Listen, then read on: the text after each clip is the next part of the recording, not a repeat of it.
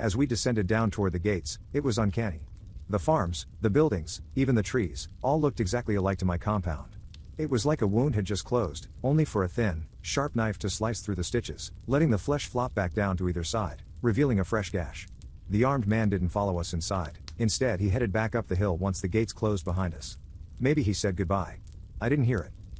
The click of the lock sent a searing hot flash across my body. My legs were numb and weak, and the unarmed man gave me a worried look, his eyebrows sinking as his jaw tightened. Allison? Everything okay? I couldn't speak. My tongue was glued to the hard palate of my mouth, flexing in fright as it burrowed into the back of my front teeth, trying to push through and send thin strips of fleshy noodles through the gaps. In that instant, I was back there, an unloved child raised by hollow people, with nothing but pure horror awaiting in my future. Round and round it goes, all my efforts stomped back into the ground, only to be exhumed and reanimated again, lying in wait for the inevitable new death. The man kneeled down, his face just inches away from me. Come on, let me show you around. It's just like where you grew up, but better. His soft eyes transmuted into a cloudy web of secrets. He took my hand and nudged me forward. A familiar, primitive survival instinct emerged from the bottom of my spine, sending a jolt of electricity up my back and straight into the thick of my mind. This isn't the time to stop. Move. My legs gradually let go of their stiffness, and the man led me down a worn dirt path toward the farms. The people here grew potatoes and carrots and other root vegetables in vaguely square lots, just like we had. A few of the women were watering the plants using scratched, deep green plastic watering cans. They glanced at me with frustrated faces, wrinkled beyond their age by the sun and backbreaking work. Mom used to work on the farms. She'd sometimes sneak funny-looking carrots back home, and let me enjoy them all by myself, which was a crime in the group, for all had to be shared among the others. But she did that, just for me. The memory of Mom began to hold slivers of light, faint reverberations of humanity, trying to push through the dark mist. Then the taste of her mind returned to my mouth, and I had to exile her back to a dead memory by biting down on my tongue. The taste of iron swiveled around my tongue. Don't worry, you won't have to do any farming, the man said with a crooked smile that almost resembled a grin. That's for the women to do. Did your parents do any farming back home? I didn't answer. The farms were followed by a large area full of rickety, wooden houses with metallic roofs that slanted just enough to let water roll off them. I could hear voices coming from inside them. Their walls were so thin that soundproofing was basically non-existent, just like back home. Cold and damp and heat and shouting fights penetrated through them, and I could feel that distinct cold breeze coming through the wooden slits on those deep winter days, its wheezing laugh untampered, slowly penetrating through the blankets and freezing my bones. I shivered in the sun. Kids were running between the houses, playing with each other, laughing with glee. They looked around my age. Parents ran after them as they saw me and the man approach, their voices taut and assertive. Were they afraid of the man, or of me? Bringing in people from the outside was unheard of, at least it had been for us. To them, I must be an outsider. They didn't know me. And what did it matter to them, even if I had grown up in a place exactly like this? They wouldn't care. True love was reserved for the group, period. We wiggled our way between the houses, the man talking about how they were built, and how much sturdier they were here than they had been back home. I didn't believe him, but his lies seemed not so apparent to him. Or maybe he just didn't care. That's how adults talk to kids, spewing bull all the way home, unaware that those kids might in fact have the mental capacity to understand, and to challenge what they hear. Those adults have forgotten what it's like to be young, and how knowledge isn't an all-inclusive gift granted on a specific day marking adulthood. It's always growing, stretching farther and wider like a net, and mine was wide enough to detect that the unarmed man was full of crap. The houses soon gave way to a large clearing around the middle of the compound, which was just dirt and tufts of grass, kept empty for a reason. "We're not far off from the ritual, here," the man said, admiring the empty field. "Look, I know it must seem like a horrible thing, but I can assure you that had everything gone right, things wouldn't have turned out the way they did. Don't worry, we don't blame you, Allison. In fact, you might just be the key in making it work. You're special." "I don't want them to die," I told him. "And they won't." The man turned to look at me. "Allison, what happened back home was not how it was supposed to go. Nobody was supposed to die. It was all wrong, and that's your father's fault. The ritual is done for the greater good. You have to trust me on this, okay?" "Okay." I didn't want to give in, but I knew I had to appease him, or at least seem to. Sometimes it's good to be underestimated. "Come on, let me introduce you to one of the elders of the group. I know you must have 1,001 questions, a smart girl like you. He'll have all the answers you need." The sun was setting now, descending a faint orange glow on the compound. We walked across the clearing and up a rocky hill, until we wound up at a complex of buildings, built with real, solid materials, unlike the living quarters. An ivory tower, if there ever was one. We walked up to the largest building, 2 stories high, and the man pressed buttons on a small box next to the solid steel door, which beeped with each press of the finger. I counted 4 beeps in total, although I couldn't see the corresponding combination. Inside, we were greeted by an old man dressed in a shiny black suit jacket that reached almost all the way to the floor. It swung beautifully with each step, fitting tight around his chest while air puffed up under its backside, making the old man seem much longer and somehow more powerful than his frail body let on. "Welcome, welcome," the old man exclaimed, a wide smile revealing exceptionally white teeth. "Jackson," he said with a nonchalant nod to my escort, his smile professionally turned off, then turned his gaze to me, reverting back to his shiny grin. "And you must be Allison. It is a pleasure and an honor to meet you, darling." He held out his hand, and I reluctantly shook it. His hand was soft, like it had never pulled a carrot out of the ground, or moved an ounce of dirt with a rickety old shovel. "You were all set here, then?" the unarmed man, Jackson, said to the elder. "We are splendid. Thank you, again." Jackson turned to me, his face stiff and rural in emotion. "It's going to be okay, Allison. They will take good care of you." He didn't wait for a response, which I probably wouldn't have given him anyway, leaving through the door with hurried strides, like he was somewhere he wasn't supposed to be, shutting me in with the old man. "You must never have been inside an elder's homestead. Come, let me show you around," the elder said. We walked through corridors and stopped along empty rooms, peeking inside them as the old man explained their different uses. The concept of having multiple rooms, and for specific uses, was completely foreign to me. The house I grew up in had one large room, separated by thin boards my father had installed, to different stages of completion, to assert different areas for different things. In reality, we had so little space that things were done where they could. Sometimes my room acted as a kitchen, and the kitchen as a workshop. Movement was tight, and one could barely walk through it, instead having to jump and swerve around walls and the few things we owned. The house enamored me with its sheer scale, and I was barely listening to the old man's privileged ramblings. There were chairs in hallways that nobody sat on, and decorations unlike I'd ever seen, paintings, vases, and intricately designed bowls. He had obviously lived here long, his steps following patterns he must have walked 1,000 times before. On the second floor were the living quarters, most of their doors shut, and the man escorted me inside of one. In the left corner, there was a neatly made bed large enough for 2 people, with fluffy fabrics peeking from underneath the shiny bedspread. To the right there was a large, wooden desk, with a single carved wooden chair behind it and 2 lesser chairs in front. The elder took his post on the carved bench, folding his jacket neatly behind it as he sat down. "Sit down, please," he gestured. I sat on one of the lesser chairs cautiously. The wood contoured to my body pleasantly. "This is my office, and by proxy, my bedroom," the elder said, "and you're welcome to knock on my door anytime if you have something you need."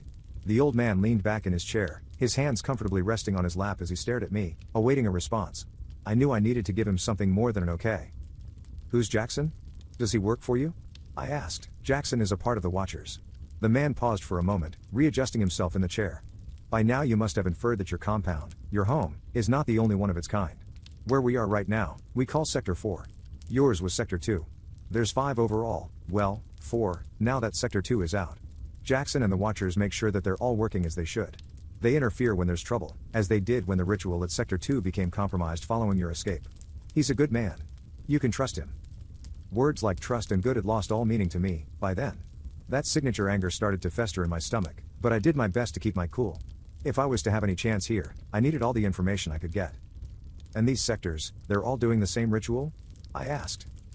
"Correct, although they're all in different stages. The children need to reach a certain age before it is feasible to attempt it. Yours was the closest we have gotten in decades at achieving a successful ritual."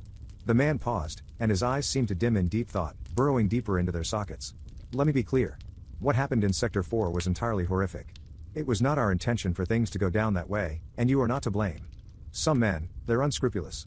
Stupid, even. And what happened to your mother and the other kids? Tragedy, simple as that. I am so sorry for any pain it has caused you. I take my share of the blame." "Thank you," I said, the words entirely hollow. "But what do you need me for?" "Excellent question. I knew you were a smart one. We would love to have you work for us, to help complete the ritual here at Sector 4. Your duties will be similar to that good man Jackson, except on a smaller scale. We would like for you to oversee the children of the group. Make sure that what happened to you doesn't happen to anyone else. Keep them in check, if you will." "So I would make sure no one escapes? That no one gets away like I did?" "Exactly," the man said with vigorous satisfaction. "But," I began, but the anger was now a rough ball, scraping the sides of my throat, begging to be let out. "But what if they need to escape? The reason that I escaped was because things were so bad. I mean, I was miserable. My parents hated me, but even if they didn't, I wouldn't have wanted them dead. I wanted to get away, as far away from there, anywhere. Why would I not want that for the others? Why wouldn't I want to spare them of all that pain?" I was scared of what I had just said, but I assumed that he was waiting for that question. It was the most obvious, and therefore the most important question of all. The man stewed on this for a moment, and I could almost hear the machinery of his rusted mind formulating a satisfactory answer. He wanted to keep me in check. You are smart, but there is some information we keep from the children, you included. For their own safety. Now, I trust you enough to divulge this information, and I hope that you don't abuse it. He waited for a moment, and I nodded approvingly. Life in sectors is complicated, yes, but do you know what is out there? What the outside world holds. I came from there. I was born and raised there, and all I ever saw was suffering. Death and disease run rampant, and people kill their own brothers and sisters for a slice of bread, for a glass of clean water. We wanted to build something better, and that's how we came to be. It was tough, at first, but we've made great strides to improve the lives of everyone in the group. That's why we love each other, because out there, love is long gone. Pure legend. A hollow memory. But we wanted something better. So, you see, running out there is like running into the maws of a great beast. Why do you think so many people have joined us? I didn't care why people had joined. I could see my father's anger relish in this depiction of a faithless, cruel world, so why would he strive towards love and community? Ignoring his question, I instead replied with a question of my own, and what about the ritual? What does controlling a bunch of kids and killing their mothers have to do with love and a better world? I could see from the flare in his eyes that I had asked the second most important question. The ritual doesn't kill the mothers. Not in any real sense, anyway. What? I saw them. Their heads were ripped open. They were burying their bodies. That's because the ritual was unfulfilled. Now, let me ask you this, how do you think we keep the horrors of the outside world away from us? Wouldn't it just trickle in, like it has trickled into all parts of the world out there? I wanted to say with guns, but instead I kept quiet. The ritual protects us. Or more accurately, Kaluth does. That is the wonderful being you saw back home, emerging from its home in the forest. Years and years ago, the first one struck a deal with it, that it would keep us safe from the outside world, so that we could strive to live in harmony amongst our community.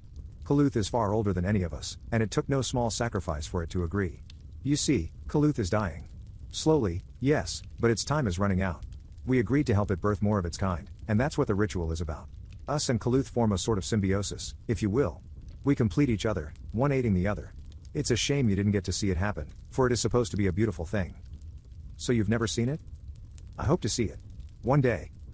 And the mothers? They're not killed if everything goes right? Indeed so. They're given a new life. Rebirthed into something greater, something pure. But your mother, and all the other mothers, did not achieve that stage. If everything had gone to plan, your mother would still be alive, serving the purpose for which she had prepared herself for. You see, we haven't forced anyone to join.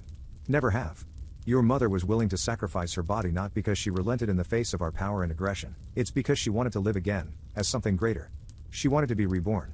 And you wouldn't want to prevent that fate from anyone else, would you, Allison? It would be a cruel thing to let the women here perish like your mother had, stuck in a limbo of unfinished business, thrown into a godless pit. You don't want that, do you? The old man leaned against the table now, his fingers crossing in a double-handed fist as he cast his skeletal shadow over me. Of course not, I said. That's wonderful to hear, he said, leaning back into the chair. Wonderful indeed. Now, I realize that you still must not fully trust me. That's good. Outsiders should never be trusted, and I'm glad that's stuck with you, even now. But I want to show you something that will maybe help you understand how much you are needed, and maybe after that we can start forming an amicable bond. He got up from his chair and I followed him back outside the building. We crossed a dimly lit path to a smaller, shack-like building, which was close to the fence surrounding the compound. The thick door was secured by a 4-digit code as well. Once we'd entered, the old man quickly closed the door behind us. The building was set up to be one big room, with stacks of monitors laid in perfect unison across the back wall. They were all showing different moving images, some of people walking, some from high up looking down at compounds, some pointing at tree lines. In front of the monitors was a wide, curved desk, fitted with all manner of technology that I understood nothing about. At the desk, on a padded leather chair, sat a person facing the monitors. This is Elder Alston, he's in charge of surveillance here at Sector 4, the old man said. The chair swiveled silently, revealing a thin, middle-aged man. His features were abstract and partly shadowed, for the room held no other lights besides the monitors, which blared bright colors across the room that hurt my eyes. He looked young to be called an elder. Elder John, the man nodded at the old man. It's a pleasure. And this must be Allison, he said, turning his chair a few inches to face me, lifting up his hand for a shake while staying seated. I walked up to him and shook it. His calloused fingertips scratched at my wrist. I wanted to show Allison what happens when a ritual goes wrong. Pull up all the feeds from Sector 4, please. Alston, without responding, turned his chair back around with a swift push of his leg. A small, curved thing clicked under his right hand as he pressed buttons with the left. Judging by his rehearsed movements, he had obviously done this job for a long time. One by one, the monitors started changing channels. Most of them showed nothing of consequence, but I could notice familiar settings. The farms, shot from an awkward angle. The tree line near the elder's homestead. The path leading up to the main gates. The old man explained that these were all live feeds, that is to say, real-time video images, of Sector 2. My home. A monitor located on the top left switched channels, and in it, I could see movement. It was showing the main clearing, where the elders performed the ritual, from a long ways away. Like a bird was watching from way up in the air. It was like magic. More feeds showing the clearing popped up in bright flashes. Although it was dark, I could discern the stage, and somewhere along the middle, a mound I had never seen before. Something large and ominous moved there, and I feared I knew exactly what it was. My suspicions manifested to reality as one of the monitors in the middle turned channels. It was pointing at the middle of the clearing in sharp detail, blasting a cone of light in front of it. "Do we have a sound feed?" asked John. "Coming right up," said Alston, pushing a different set of buttons. The room erupted into a frenzy of sound. Young voices, high-pitched and cracking from puberty and fear, screamed in fright and sheer panic. I felt like I was there with them. I couldn't pinpoint where they came from, but it sounded like they were all around me. Fear rushed to grip my senses, but the calm which Alston and John embodied kept my feet planted. I didn't want to seem weak. Quick bursts of movement were caught in the images, moving across the monitors, and finally the scene began to make sense in my mind. They weren't here with me, I was watching them from the safety of this cold, wired room. I saw one of the kids running straight at a monitor on the right, until the creature planted its hoof on the child's back, pinning him against the ground. The unmoving, hard ground did not give way, and I saw the child's eyes begin to bubble out of their sockets as his innards were being pushed out of his, I think it was a boy, skin. The boy's ribs began to crack, one by one, until the part of his skeleton that kept his torso intact was nullified completely, sending his organs tumbling out from his sides through ripped skin. He looked like a tube of toothpaste rolled up to its very end, his body flat against the ground, his head propped up on the end of his defiled body. I could see the terror in his eyes, his mouth was agape, although no scream came out. There was nothing to scream, his lungs and throat and all the other things that he used to speak and breathe and live through were stomped to a flat disc. Finally, his eyes popped out of their sockets, and his face burrowed into the ground in lethargic death. On another monitor, I saw the beast use the tendrils shooting out of its body to lift up a girl with eerie precision. The girl was gripped by her waistline as she flailed her legs and arms in a futile attempt to escape. Another tendril came to view, which seemed to look at the girl, loitering in the air like it was assessing her. It grabbed her left arm, and without any visible strain or effort, pulled it clean off, like it was a dead, rotten branch pulled from a tree. The girl screamed and flailed harder, which was of no use in her valiant effort to escape. Her dismembered arm had left a stump, which was watering the ground below with fresh blood as flesh like mammoth worms drooped with dead weight. 2 more tendrils came to view as the third dropped her limp arm to the ground. Each of them grabbed a plump, fresh limb, pulling them tight, so that the only thing she could move was her head. The tendrils worked slowly, pulling her in all directions in a feat of pure torture, stretching her arms and legs into thin sticks. What came off first was her right leg, leaving a stump near her hip. The 2 remaining tendrils pulled in opposite directions, until her right arm and left leg came off in one quick motion. The girl stopped moving her head. She hung mid-air, her chin tucked lazily in her chest.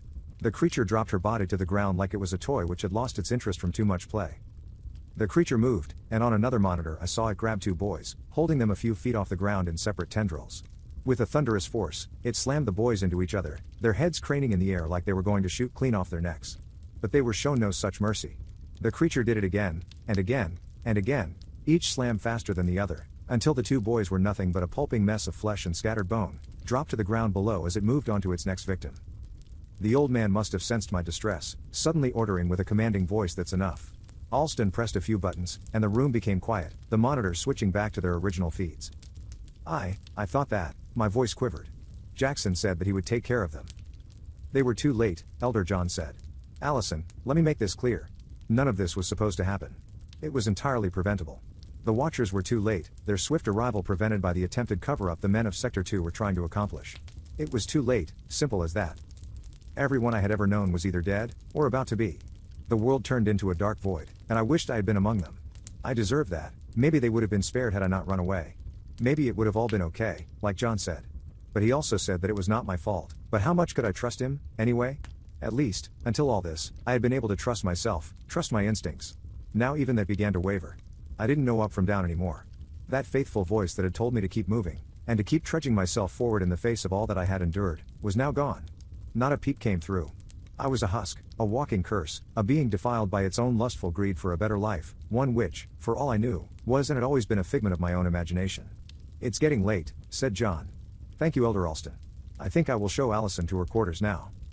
We left the monitor shack and descended down the hill towards the houses where the rest of the group lived. It was dark now, and unlike back home, I didn't know each contour and hole in the ground by heart, so I had to make a genuine effort to walk without stumbling.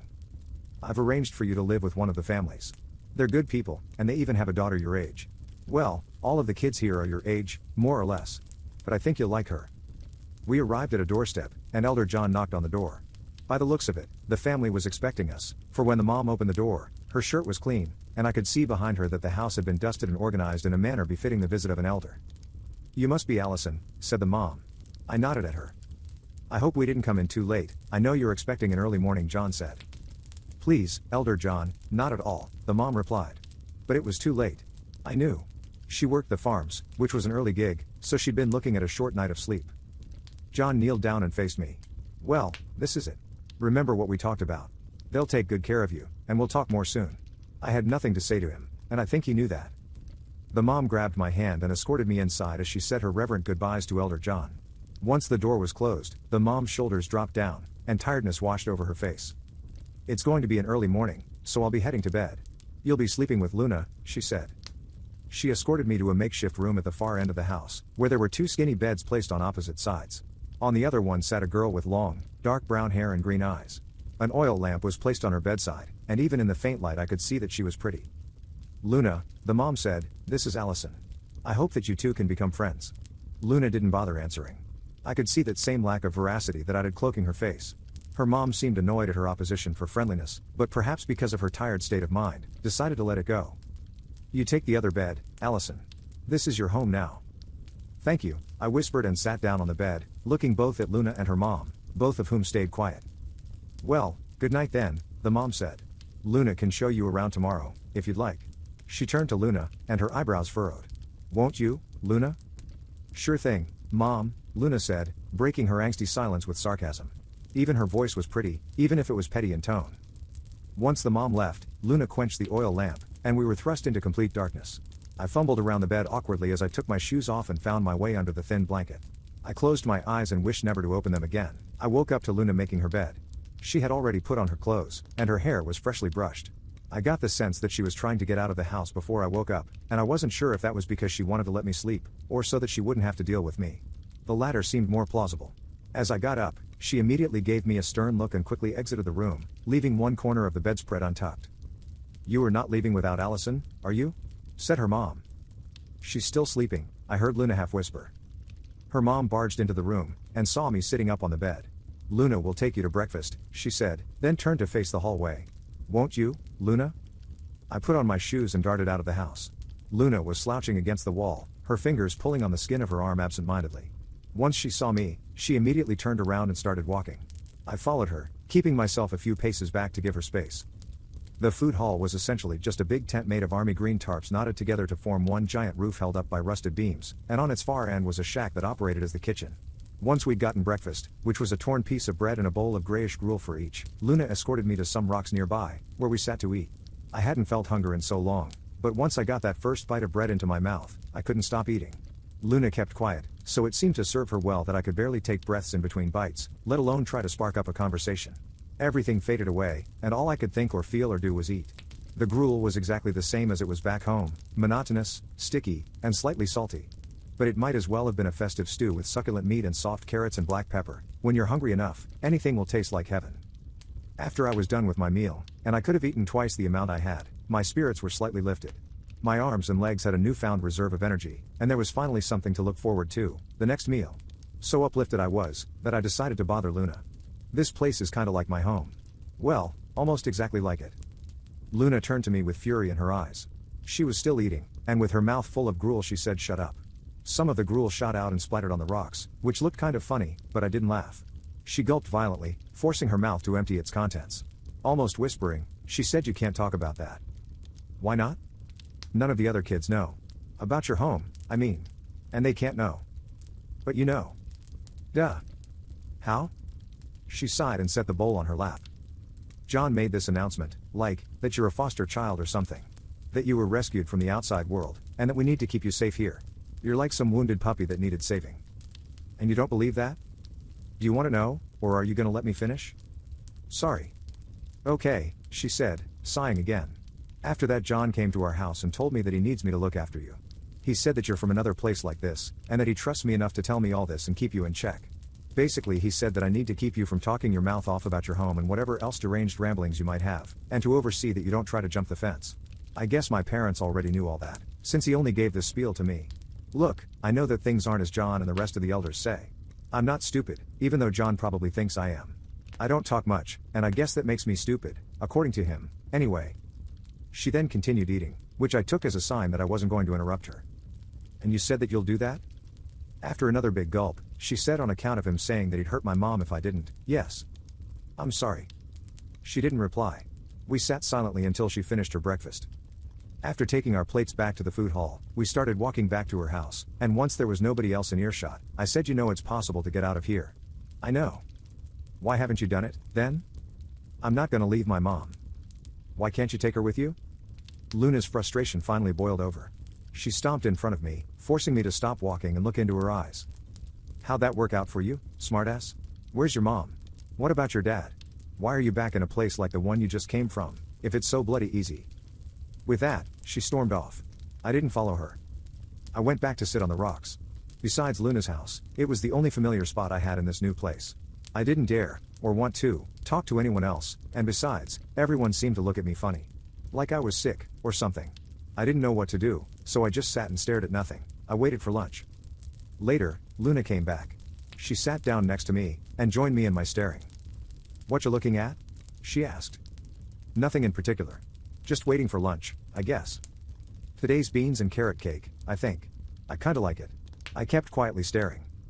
So, did you just mess up your escape or what? She asked as she picked up a small rock and started throwing it from one hand to the other. Sorta, yeah. It's a long story, but yeah, they caught me. Once they brought me here, John said that he needs me to keep watch of the other kids so they don't try to escape as well. And I'm to watch over you so you won't escape? John's a donut. A dumb donut, but a donut anyway. I chuckled. Luna was quiet for a while, throwing the rock higher and higher with each pass. Look, I'm sorry. About earlier, I mean. I guess I thought you were with John and the elders or something. The truth is, I do want to get out. She threw the rock into the distance and turned to face me. You were the first person I've ever told that. It's just. I can't leave without my mom. Dad? Sure, screw him, he's like a mini John. Actually wants to be like him, one of the elders, I mean. But my mom's done nothing wrong. She's a bit harsh sometimes, but she's always taken care of me. Actually listened to me, you know? Why haven't you told her about wanting to get out? I don't know. I guess I'm scared she wouldn't want to, and then maybe something bad would happen to me. Or her. Well, I can try to help you. Help you both. How? I'll figure something out. I did it once already, remember? What about your parents? Did they escape as well? The word parents sent a painful sting to my midriff, twisting my insides. Do I still have parents, or are they no longer your parents if they die? Do I get to decide? Can I erase their memory as parents, if I so choose? No. They never escaped. I'm sorry, Luna said. Lunch finally arrived. The carrot cake tasted a lot sweeter here. I think it might have had something to do with the soil or the water, maybe it's different here. The ravaging, food-induced fulfillment I'd experienced during breakfast didn't return, but at least I got to eat more. It calmed me down, and allowed me to think. That evening, Luna even told me good night. I was glad to be on her side. Once everyone in the house had fallen asleep, I snuck out of bed, carrying my shoes as I tiptoed my way outside. Once I had my shoes on, I beelined for the nearest part of the fence, and started to look for broken wires and other weak spots. The thought occurred to me that those bird viewers Elder Alston had shown me, live feeds, as they called them, might be around here as well, but I hoped the cover of darkness would suffice to keep me out of their reach. And maybe nobody was watching, anyway. I found a section of fence that was looser than the rest. I prodded a stick I'd found on the ground between the wires, and twisted it, going over each diamond-shaped hole, until the wires started to come apart. I sat there for a while, trying to be as quiet as I could, until I'd formed a sizable hole at the bottom of the fence. It was barely big enough for me and Luna to fit through, but if we were to get her mom to come with us, I'd need to come back and widen it. My arms started hurting from all the twisting, and it became increasingly hard to work the fence. I decided to leave it be, and come back the next night. After that, it should be ready. I sneaked my way back to the house, and took my shoes off before I clambered up the steps to the front door. Once I opened it, it wasn't dark inside, like it had been when I'd left. Instead, in the glimmering light of an oil lamp, stood Elder John. Come on in, Allison, he gestured. He closed the door behind me, and escorted me to Luna's bedroom. Between our beds stood Luna, tucked between her parents. She was crying, looking at the ground. John pushed me to stand next to Luna as her parents retreated alongside John, blocking the doorway. Luna's dad stared at us, reminding me a twinge of the rage my dad had exuded before. My stomach twisted again. Her mom looked glum, and she seemed to look to John for cues on how to behave, how to approach the situation in the right way. Luna told me everything. I thought we had an agreement, said John, his gaze fixated on me. Did you really think that you could pull this again? That we wouldn't know? I hoped, that you were a smart girl. It was my fault, Luna said, her voice coming in short bursts between erratic, sobbing breaths. I should have kept my eye on her, like you said, Elder John. John scoffed. I'm disappointed in both of you. You've let me down immensely. Now, I'm not one to usually condone corporal punishment, but I need to teach you somehow. You need to learn that lying, escaping, and leaving the others is not true love. It's the farthest thing from it. And it is not what the one true God wills of us. Do you understand that? We nodded. Good. But I think you need to be reminded of your actions against true love. Against us. Fred? Luna's dad stepped forward, and in his hand was a rope tied over itself to resemble a collar.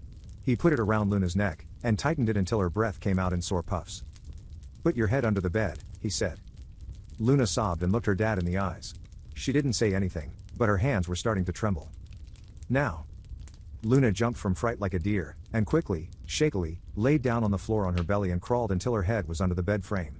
Fred placed the end of the collar on my hand, like it was a leash. He then picked me up and stood me on Luna's bed. He was strong, and his hand squeezed me so hard my skin was twisted. I could hear Luna's muffled sobs underneath. Now, I want you to pull as hard as you can, John said. Feigning my strength, I pulled the rope just enough for Luna's head to slightly bump on the hard wooden edge of the bed frame.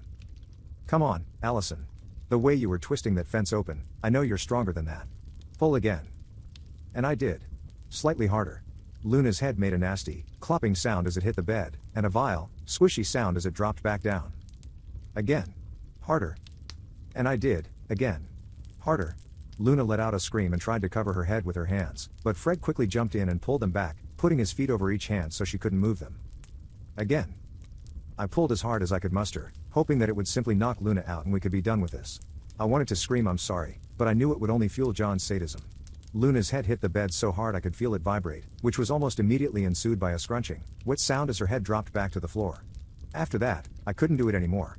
Everything in my body wanted to twist up inside myself, and I would rather have taken Luna's place and be smashed to a pulp instead of doing it again. I let go of the leash, and expected to be punished for it. Fred stepped off from Luna's hands. She didn't move them. Or her head. She just lay there, and I was sure I had just killed her, and I would be next. Fred pulled her limp body out, and flipped her over. Her face was covered in blood, and the bruises were already starting to appear under the skin. Luna's mom hurried to get some water, and splashed it on her face. She started coughing, and slowly opened her eyes halfway. She was alive. I glanced at John. He was smiling, staring at Luna, entranced by the sight of her mangled face. As if he'd been alerted back into reality by an invisible, soundless bell, his chin rose up and he looked at me with puzzlement in his eyes, like he'd just woken up from a really nice dream. Remember, I love you both, he said, his eyes wide with excitement. John nodded at Fred, a statutory sign of approval between men, and then exited the building, like he couldn't contain his stature as a calm, reverent elder any longer. He looked like he was going to burst into song. As I sat down on my bed, Luna's mom came in with rags and more water. She started cleaning Luna's face, whispering to her as she did so. Soon she had gathered a pile of bloody rags next to the bed, and finally she helped Luna to a sitting position on the bed. Her face was bumpy and purple, and even after all those rags, there was still a wound on her forehead that leaked blood down to her eyes. I tried to look at her, to somehow signal that I was so sorry, that I don't deserve her forgiveness, but she wouldn't look at me. She just stared at the ground, her arms limp beside her. And that's what I deserved. Her mom strapped one of the rags around her head to cover the bleeding wound. She brought her some drinking water, and she winced with each sip. Once Luna was cleaned up, she laid her down on her side, and started cleaning up the rags from the floor, using some to suck up the puddle of blood under the bed. Once she was finished, she sat down next to Luna and stroked her arm gently. Her face was achingly devoid of emotion, but I could see tears rolling down her cheeks. Luna soon closed her eyes, and her mom left without even looking at me, closing the door behind her. The ensuing silence was unbearable. I wanted to scream. We laid in our beds for a long while. Listening to her breath, I knew Luna wasn't sleeping. She just laid there, and I didn't dare say a word. I couldn't sleep either. I didn't feel like I deserved to rest. Allison? Luna said hoarsely, awakening me from my exhausted, hypnagogic trance. Her voice was calm, yet somehow broken. Yeah? Come here. I sat on the bed next to her, like her mom had. Whatever she was going to say, I deserved it. She should, curse me to the ground, and then some. I was ready to steal Fred's leash and make Luna punish me. But then, something completely unknown and unexpected happened. She took my hand. She was too tired to hold it tightly, but I could feel that she tried to. I squeezed back gently and began to cry. "I didn't tell John," she said. "I know. I'm sorry." I wiped the tears from my face and said, "No, you don't get to say sorry. I'm sorry. It's my fault, all of this. I shouldn't have gone out, it was stupid of me. So stupid." "It's okay," Luna said. "What else could you have done? He would have just punished us more if you hadn't done what he said." I stroked her hand softly with my thumb. "My dad's a D." I couldn't help but let out a chortling laugh, which I quickly suppressed with a fist in my mouth. Everything had been so serious, life and death, and here was this bloodied and mangled girl who said that her dad's a D. It was such a mild word to use, so right yet completely unreflecting of the true evil surrounding us. I guess it was wrong to laugh, but Luna quickly joined in. She went between chuckles and saying ow, since moving any muscles in her face seemed to hurt. But we laughed together, and her hand felt warm, and I squeezed it tighter, and so did she. Once our laughter subsided, I said my dad's was a D too. Luna let out a laugh through her nose, avoiding the use of her facial muscles, and asked what happened to him. "He died." "Good. Good." Luna scooched to the far edge of the tiny bed and pulled me down towards her. She put her arm over me, and I could feel her breath sync up with mine as we lay there, nestled together. At some point I started to fall asleep, and I no longer wished to die. Tomorrow was no longer empty, there was breakfast, and then there was Luna. We had breakfast at the Rocks. The gruel was an appropriate consistency for Luna, she didn't have to chew as much, and thus could eat it relatively painlessly. The bread was a bit more troublesome, though, so she offered it to me. I humbly accepted, and although I felt bad for eating her food, it was an even worse crime to leave anything uneaten. I didn't want to stare, but it was hard not to. Her face looked surprisingly good, all things considered. Some of the bruises were already fading away, and the wound on her forehead was barely visible. I could almost see her face healing, like it was getting better by the minute, but that didn't seem possible. Maybe the wounds had looked worse in the faint light of the oil lamp, or maybe it simply hadn't been as bad as I had thought. After lunch, Luna told me that she wanted to show me something. We went around the hill containing the elders' complex of buildings. I followed her up the rocky side of the hill, and we stopped at a large rock, which rested deep in the face of the wall. It was miraculously flat, like someone had carved it out, making it the perfect place to sit. Luna sat down and leaned against the wall, closing her eyes to let the sun cover every inch of her body. I followed suit. Something about the position of the rock relative to everything else made that spot quieter than anywhere else, and it was just high enough that no one below could see us, or from above, either, unless they were really looking. It was just the two of us, not simply in body but in spirit, and without me even noticing, we began to hold hands. We didn't talk for a while. The sun was warm, and I could hear Luna's soft breathing, interjoining with the faint echoes of birdsong emanating from the surrounding forest. I could have stayed there for the rest of eternity, and I wanted to tell that to Luna, but I didn't dare to. The quiet was shattered by a blaring, metallic voice coming from above us. It jolted me away from my daydreams of Luna, and made my bones feel cold. The ritual will commence in 2 days. True love will finally bear its fruits, my brothers, my sisters, our children. Please make any and all necessary preparations. May the one true God bless us all. 2 days? I asked Luna, my thoughts immediately scattered. She was staring into nothingness, enveloped in thought. I noticed I had let go of her hand, which now felt empty. When did I let go, or did she? After a pause, she finally looked at me and said, "Yeah, I guess it is." When John had talked to me about the ritual earlier, I'd thought it'd maybe be months, even years away. 2 days was barely enough time to scrounge up a good plan. I had planned my escape for 2 years. Why hadn't Luna told me this? But the answer was obvious. Luna had no idea what the ritual was. I looked around to see if anyone was within earshot. I nudged myself close to Luna, until our elbows touched. She seemed cold and distant. After that, after the ritual I mean, it's done. It's not possible to escape anymore, I said. Why not? She asked, perplexed. She was still under the veil of the elders' indoctrination. She saw the cracks, but she didn't know the full story. I took a deep breath, and proceeded to explain everything about the ritual, what Kaluth was, how I had escaped, Jacob's red eyes, how the Watchers found me, and how everyone in my home had, eventually, died. I'm not sure how long it took me to tell her all this, and I'm sure my rambling was barely coherent, let alone chronological, but I remember my mouth becoming dry midway through. When I said it out loud, it all seemed so crazy that I wouldn't have put it past her to believe John's implication of my ramblings. Hell, before the ritual, I wouldn't have believed it either. Luna kept quiet. I could sense that she was thinking everything over, and that she was thinking me over as well. I was ready to jump off the rock and emancipate her from my madness. I felt like a disease, and she was slowly getting sick. So, the day of the ritual is the best time to do it? Like, the way you did it? Immense relief washed over me. I hadn't lost her. She was still on my side. Yeah, I think so, I said. I can't leave without my mother. I can't let that happen to her. She turned to face me. Her usual tough, monotone expression was completely gone, replaced by wide, frightful eyes. You need to understand that, Allison. I nodded, but I knew that there was a distinct possibility that things wouldn't go according to plan. Her mom was in the grips of Elder John, and I doubted whether she would even want to leave, if given the chance. It was hard enough for me to escape by myself, let alone get 3 people out. Should we tell her now? About leaving? I asked. I thought she should be the one to decide that. Luna thought about it, then said I get it. She's not. She's part of all this. So maybe we shouldn't tell her yet. But when we do it, we take her with us, okay? We'll force her, if we have to. And she'll listen to me. She has too. Works for me. But first we need a plan. Right. I don't have one. I mean, I did, but then, you know. Yeah. We sat silently for a while, then Luna said I think I might have something. Shoot. Okay. So, you said that during the ritual everyone is at the main field, at the center of the compound, right? Yeah, so?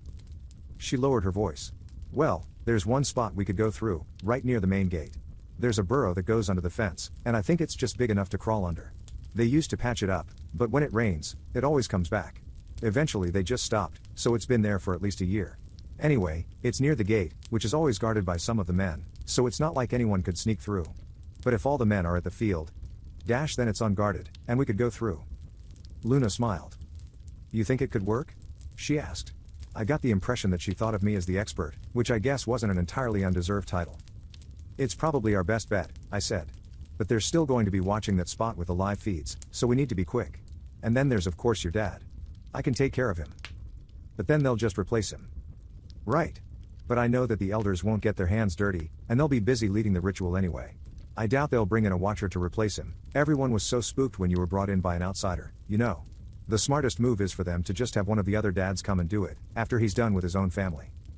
I thought it over, and while I wasn't entirely sure if John wouldn't take the chance to personally scalp her mom, Luna's idea seemed like the most plausible outcome. Okay, so suppose all of this goes to plan, I said. What if the watchers are in the surrounding woods, just waiting for us, to escape? I guess we'll just have to count on them having something better to do.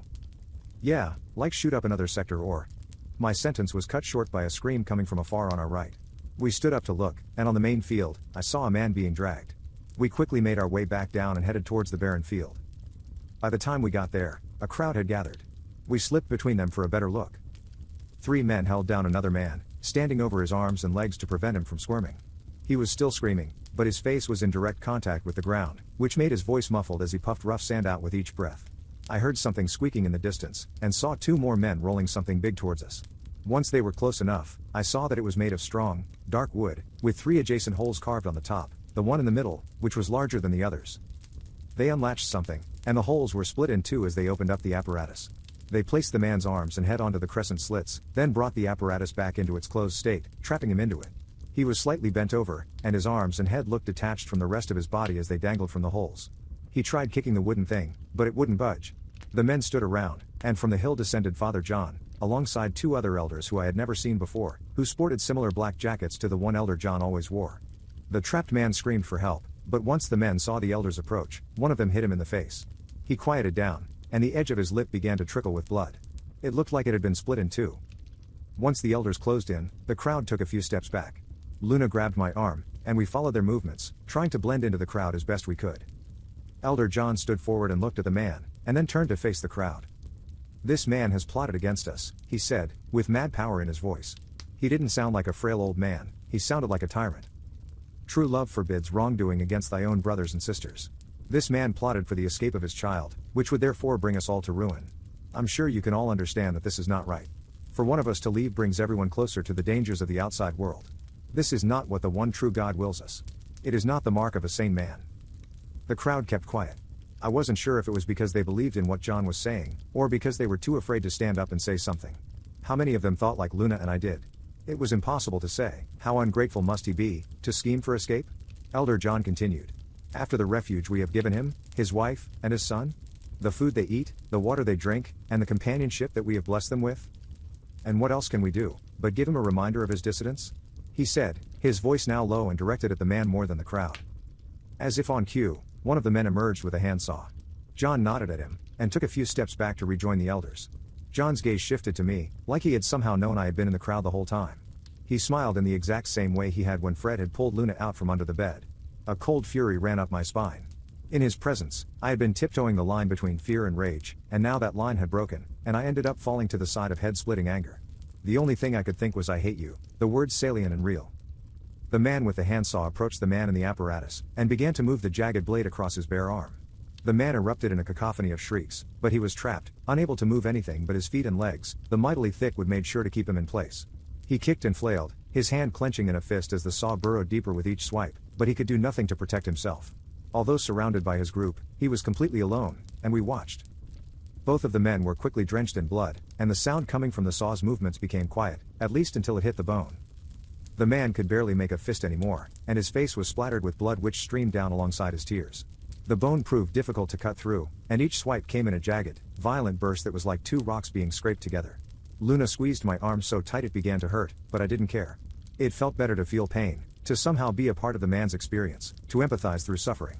The bone soon gave way, and the arm was split in two, held together by nothing but skin, muscle, and tendon. It flailed like a broken branch by its bark. It didn't take much more to snap the arm off, and it fell down, held mid-air by the handcuffs secured to his other arm. The man twitched from pain, his legs kicking the severed limb thoughtlessly. The ground was red and wet, the sand clumping together by the blood. Another man came and poured something from a plastic bottle onto the wound, and began to wrap it up in bandages. We watched the man kick his dangling arm for a short while, until his strength slowly dissipated. He could no longer fight, and what was there to fight for, anyway? Elder John stood with great posture, his aura filled with an evil hubris. He then turned around, and started back up the hill with the other elders in tow, signaling that the show was over. The crowd started to disperse, and it was me who had to grab Luna this time, dragging her away from the carnage. In the morning, the man was gone, and there was nothing but crimson dirt left.